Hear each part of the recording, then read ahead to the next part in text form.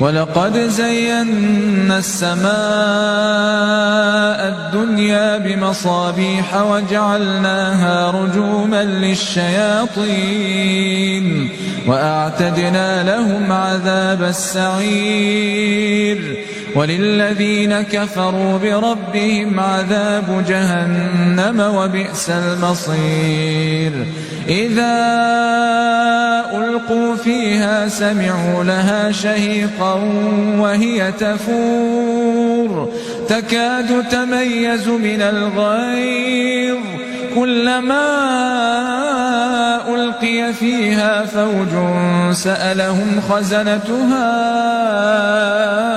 ألم يأتكم نذير